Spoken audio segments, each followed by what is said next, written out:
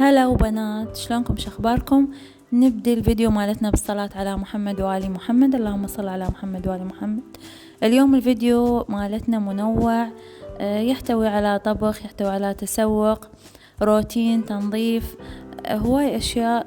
بنات أتمنى تستمتعون بالفيديو وأتمنى يعجبكم. وعندي قصة ومشكلة راح أطرحها لبنية، وأتمنى تساعدوني بحل هذه المشكلة. نبدي الفيديو مالتنا أكيد بالريوق. الريوق الصبح اللي هو كان شي بسيط، كعك وحليب. بعدها ورا الريوق بديت بسقي الحديقة. حديقتنا هاي الصغيرة، هاي الجهة عندنا حديقتين بداخل البيت. هذه الحديقة الصغيرة بنات بيها كاسية ورشنا بيها بذور استوها بعد تمام خضرة، وهذني صبارات الحلوات مزدحمات بداخل السندانة، لأن أخاف من تحويلهن السندانة ثانية من الأشواك بالصبار جدا دقيق، ويعني بسرعة يعني ما تحس فيه إلا هو بداخل أصابعك. فإن شاء الله على الأسابيع الجاية أو الأيام الجاية إن شاء الله ألبس تشوف وأنقلهن سندانة أكبر. هاي الحديقة الثانية بيها ثيل وبيها نخلتنا الحلوة. وبنات لازم تجربون شعور سقي الحديقة الصبح. الجو حلو، ولو هالأيام الجو بدأ يبرد، ويعني إحساس جميل يعطي شعور بالإيجابية. ولا تكثرون بالماء لأن الجو بارد، مو مثل الصيف يعني لازم نسقيها الصبح وبالليل. هذا الإبريق الخاص بالسقي، شوفوا، لأن ما يصير نسقي الحديقة بالصوندة. بعدها بلشت بالغدا، سويت مندي لحم، وهنا ما يعني طلعت الطريقة اختصرتها. سويته بالفخار، خليته بالقلاية الهوائية بالبداية لأن كان الفرن مشغول. بعدها حولته على القالب التيفال، وهذا شكله، شوف البخار يطلع منه بعد ما استوى، والطعم كلش طيب. إذا تحبون أذكر لكم الطريقة بالتعليقات. وهذا غدانا، الحمد لله والشكر. بنات لازم دائما تحمدون رب العالمين وشكرونه على كل النعم اللي انطانا اياها. هنا بديت بعد الغداء بالتنظيف، غسل البيت. طبعا الغسل مو دائما، اني اغسل مرة بالاسبوع، بقية الايام يعني مسح عادي بالماسحة. هنا استخدمت الزاهي ومعطر الارضيات للغسل. بنات بينما أكمل غسل البيت والتنظيف راح أحكي لكم القصة. البنية دزت لي رسالة، دزت يعني للجروب رسالة، وقالت أتمنى تساعدوني بحل مشكلتي. مشكلتها هي تقول أريد نصيحتكم. تقول أنا أحب شخص هو يحبني وأني أرملة وعندي جهال، وإذا تزوج جهالي راح ياخذونهم عمامهم، وعمامهم يعني مو أقاربها، يعني زوجها مو أقاربها. تقول أهلي يردوني يزوجوني زواج يعني عقد شيخ يعني ومحكمة وزواج رسمي، بس أنا أخاف يسمعون عمام جهالي وياخذون الجهال من عندي. فتقول أتمنى نصيحتكم شو أسوي بهذه الحالة. طبعا للعلم هي البنية عمرها 30 سنة، يعني بعد صغيرة وتوفى زوجها خطية، وحايرة هسه هي محتارة شو تسوي، يعني بين انه تتزوج او ياخذون جهالها. فانتم شنو رأيكم بهذه المشكلة؟ يعني صحيح انه وهي موجودة بمجتمعنا كلش هواي، انه اي وحدة تريد تتزوج يقولوا لها عيالها خلي ناخذ جهالك، اذا تزوجتي ناخذ جهالك، معناته تبقى طول العمر بدون زواج.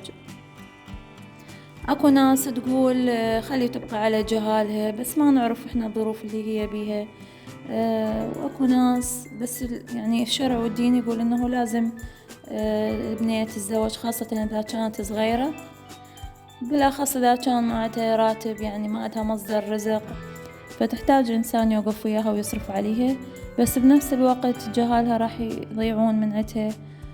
فأتمنى تكتبوا لي بالتعليقات شنو رأيكم بهذه المشكلة، واللي عنده حل أيضا يكتب لي إياه بالتعليقات. بعد الصالة بنات بلشت بغسل المنور. هاي جاي تشوفون المنور، طبعا السيراميك كل الأرضية والحيطان كله أبيض، والما تصورون التعب من اللون الأبيض. لأن الجو تراب، دائما جونا تراب. هذا تشوفون قدامكم، يعني ماكو لازم، المفروض بين يوم ويوم أو يعني يوميا إذا الجو تراب غسل المنور. بنات أنصحكم لا تسوون ألوان فاتحة أو أبيض للمناور، ابتعدوا عنها. للبيت عادي ما يخالف، بالعكس كلش حلو، ينطي مساحة، ينطي إضاءة، ينطي جمالية. بس بالمنور صحيح هو حلو، بس بنفس الوقت يتعب، كلش يتعب بالتنظيف. فلا يعني تتجهون للألوان الفاتحة. بعدها هنا غسلت باب الصالة بالزاهي. يعني الزاهي كلش حلو بالتنظيف، يعني ينطي لمعة وينظف حيل أحسن من التايد. استخدمت الزاهي للباب لأن هو اللي يعني بيه بقايا تراب متجمع عليه فمغير من لونه. وأكيد بنات التراب يجي من الجو، لأن تعرفون جونا دائما بالعراق هنا تراب. والحمد لله والشكر تمت العملية على خير وكملت التنظيف. بنات لا تنسون تنظيف الأبواب دائما، لا تهملوها، لأن هي جزء من البيت وتنظيفه ينطي جمالية للبيت، خاصة إذا كانت الألوان فاتحة، ألوانها فاتحة يعني ضروري هي ونقاط الكهرباء ضروري ما ننساها بالتنظيف، لأن راح تنطي جمالية وإحساس بالنظافة. بنات تعرفون شنو هذه بالصورة؟ إذا تعرفوها كتبولي بالتعليقات. بعد ما كملت تنظيف بنات شغلت القرآن، والأجواء كلش حلوة ويا صوت القرآن والنظافة، إحساس جميل وشعور حلو. بنات لا تنسون الاستغفار دائما. بالقرآن رب العالمين يقول استغفروا ربكم إن ينزل السماء عليكم مدرارا ويرزقكم بأموال وبنين. فدائما الاستغفار يجيب الرزق، وإن شاء الله يا رب الرزق والصحة والعافية للجميع. وهذه النباتات الداخلية رشيتها بالمي حتى شوية تنتعش وترد روحها مثل ما تشوفوها. بعدها بنات حضرت الشلغم، لأن احنا كلش نحبه بالشتاء، فنظفته وقصصته وحضرته وضفت له ملح. مرات إذا تحبون ضيفوا له شوية شكر، وأحب أضيف له تمر. أنا هذا عندي تمر من العام شوية متيبس، حاولت أفرده بس ما انفرد فخليته هيج. هو من يفور المي ويحتر راح يبدي يذوب ويتجانس ويا المي شوي، يعني فد شوية وراح تشوفون شلون صار شكله. بنات مو تنسون تضيفوا له ملح. هنا عشان طماطة قلي، وقلينا كباب وياها، كباب عروق، كباب عراقي طيب، وأكله طبعا ما يشبع منها. والحمد لله والشكر على كل نعمة علينا. وهذا شكل الشلغم بعد ما استوى بنات، شوفوا عبالك ضايفين له دبس.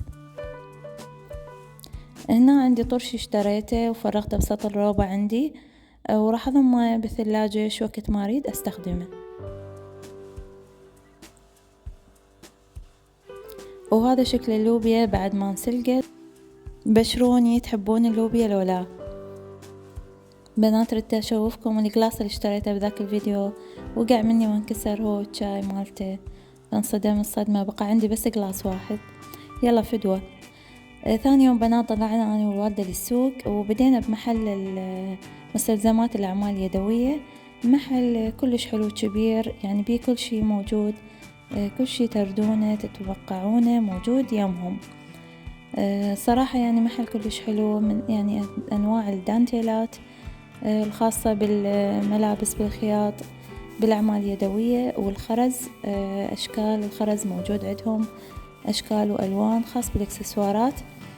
وعندهم مستلزمات الحياكة كاملة والتطريز، يعني الخيوط، أنواع الخيوط موجودة بالنسبة للحياكة وبالنسبة للمكرميات. عندهم أغصان ورد، عندهم يعني كل يعني شخص عنده هواية يقدر يبدي من هذا المحل يستفاد من يومهم.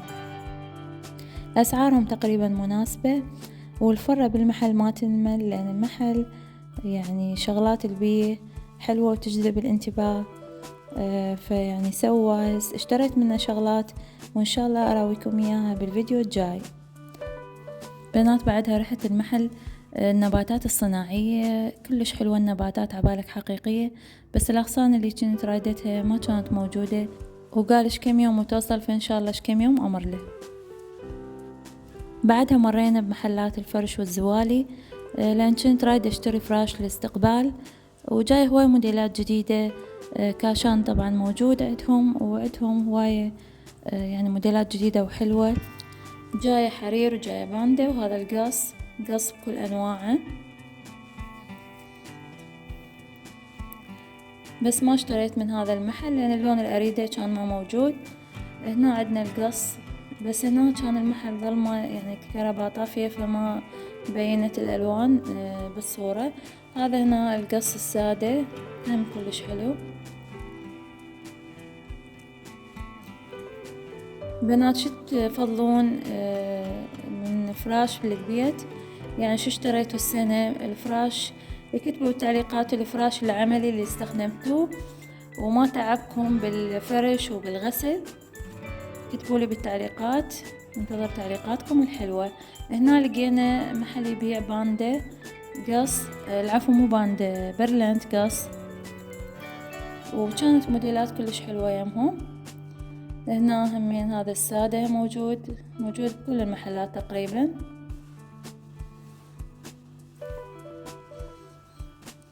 كانت جولتنا حلوة بالأسواق والأشياء. هذا محل البطانيات والديباجات،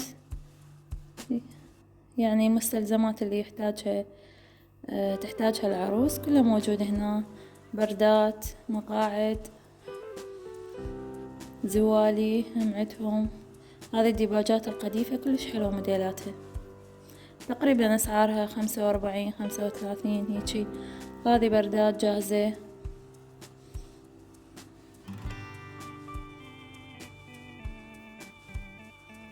بطانيات كلش هواي، بس أنا بنات ما أفضل البطانيات. انتم شو تفضلون، البطانية لو الديباج؟ أنا البطانيات عفتها من زمان، أحس الديباج خفيف ويدفي أكثر. هذه المدات هم بأنواعها. بعدها رجعنا للبيت بالتيك توك، كانت جولة ممتعة، استمتعنا أنا والوالدة. ومن وصلنا للبيت تعشينا. بعد ما كملنا عشا بنات سوينا حفلة صغيرة بسيطة لبنت أخوي، سوينا لها حفلة عيد ميلاد. هاي ثاني حفلة عيد ميلاد، هي من النوع اللي تحب الاحتفالات وتحب الهدايا، فجبنا لها ويانا هدايا واحتفلنا سوا بعيد ميلادها.